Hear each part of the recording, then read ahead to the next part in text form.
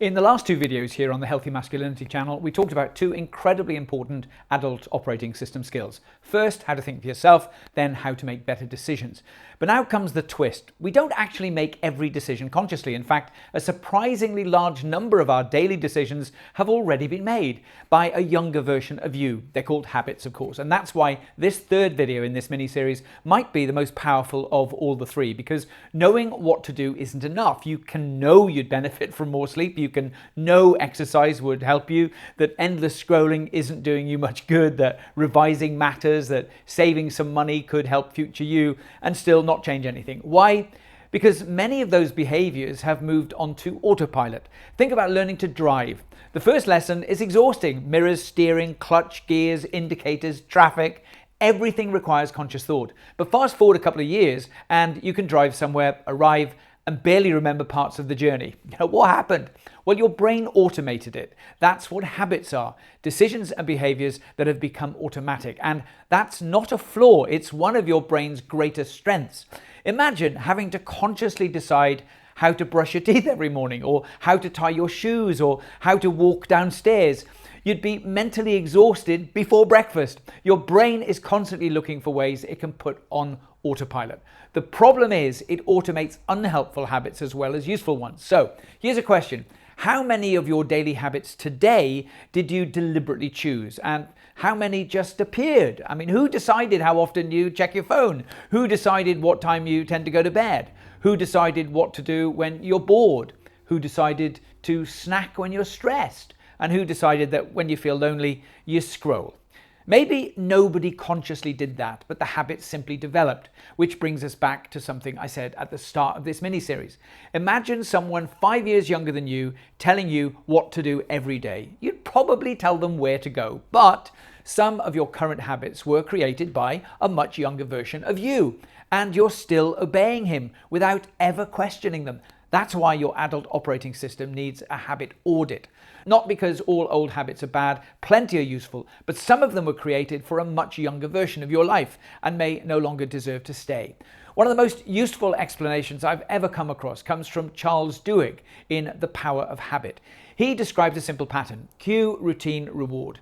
Imagine your phone buzzes. That's the cue. You pick it up without really thinking. That's the routine. It satisfies your curiosity or relieves boredom, or you get a little bit of excitement. That's the reward. Cue, routine, reward, repeat. That's often enough, and eventually you barely notice you're doing it. Once you understand this, though, you start seeing it everywhere. You feel bored, you open YouTube. You feel stressed, you eat something. You feel lonely, you scroll. You walk into the kitchen, you open the fridge. The behavior may look irrational from the outside, but somewhere in the habit, there is usually some kind of reward. And that leads to a really important idea, because many unhelpful habits originally solve a problem like stress or boredom or loneliness, anxiety or discomfort. That's why simply saying stop doing it doesn't often work. If scrolling is relieving boredom and you remove the scrolling, the boredom is still there.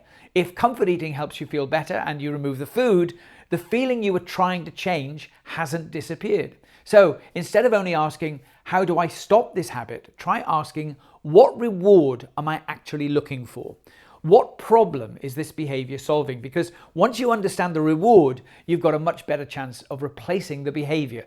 That's the key word. You replace it. My morning routine involves a large mug of cappuccino. It's the start of my day. It gives me a great deal of joy, sitting quietly, thinking about the day ahead. And I'll be honest with you, I've done it for many, many years. More than a decade ago, I put on quite a bit of weight though. It was not a happy period of my life. I decided I need to do a 1 hour walk every day, whether it was wet or dry, to slowly shed the excess weight. Too often, I'd put off the walk until one day I made a simple change.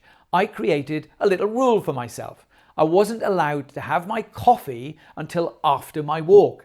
The coffee then became my reward, and it worked instantly. And over the next 6 months or so, I lost 40 pounds or about 20 kilos. And 10 years later, I've kept a lot of that weight off as well.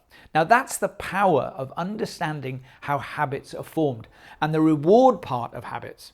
Don't only remove scrolling, replace some of that time with reading, walking, or talking to someone. Don't remove something, give your brain a better option. And here's another major insight from James Clear's Atomic Habits. People often think habit change is mainly about willpower. It isn't. Your environment matters enormously. So if your phone is beside you, you're more likely to pick it up. If it's in another room, you've made that habit slightly harder. If your trainers are beside the door, you've made exercise slightly easier.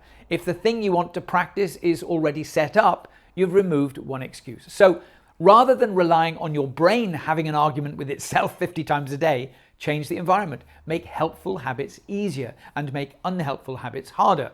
That can be far more effective than trying to become some superhero of self-discipline. And there's another common trap, trying to change everything at once. Sleep, exercise, food, phone, money, reading, study, social life, all starting Monday morning. You might make it to Tuesday afternoon, but pick one, just one. Make it small, ridiculously small if necessary. Want to become fitter? You don't need to begin with an hour in the gym every day. 5 minutes counts. 2 minutes counts. Want to read a little bit more? 1 page counts. Want to save money? Start with a tiny amount. The point isn't to impress yourself. The point is to start repeating the new behavior, because motivation comes and goes, but habits can keep going after motivation disappears. James Clear makes another useful point. Don't miss twice. Miss one day? Okay, that's being human. One bad day isn't proof that the habit has failed. Start again tomorrow. And here's another way of looking at habit change that I really like. Instead of asking, how do I force myself to exercise? Try asking, what might a healthy person choose here? Instead of, how do I make myself read? Ask, what might someone who loves learning do? Instead of, how do I become more reliable? Ask, what would a reliable person do next? You don't keep trying to act reliable, you become a reliable person. You don't keep trying to be punctual, you become someone who turns up on time.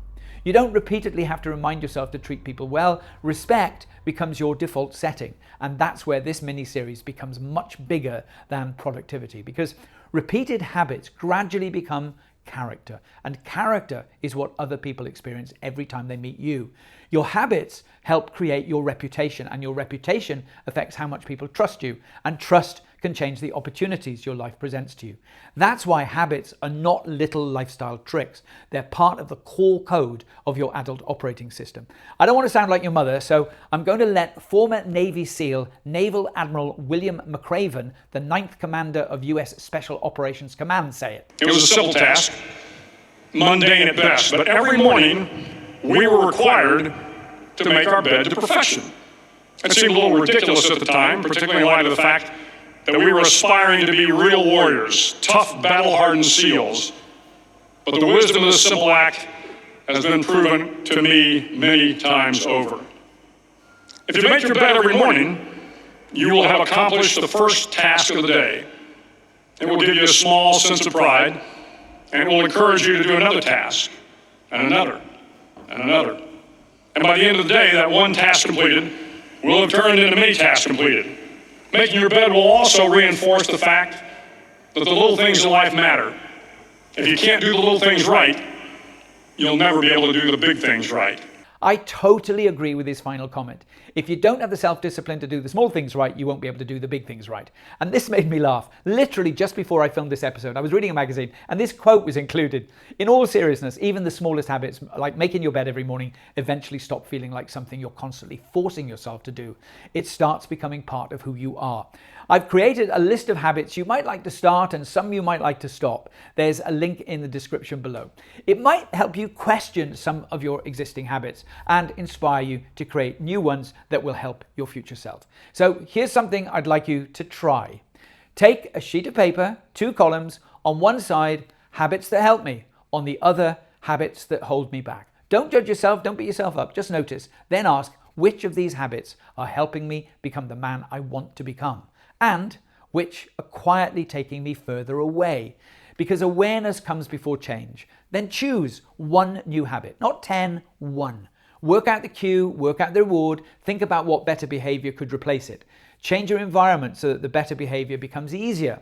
Start small and repeat it over and over again. So the 3-part sequence we've just completed is simple. Think independently, choose wisely, then make some of these wise choices automatic. That's what a powerful adult operating system does. And from here on, we're going to start looking at what your adult operating system produces, such as improved self-esteem and confidence, and how to understand what gives you energy and what drains you of it. See you in the next video. And remember to like and subscribe to this channel if you haven't done it already.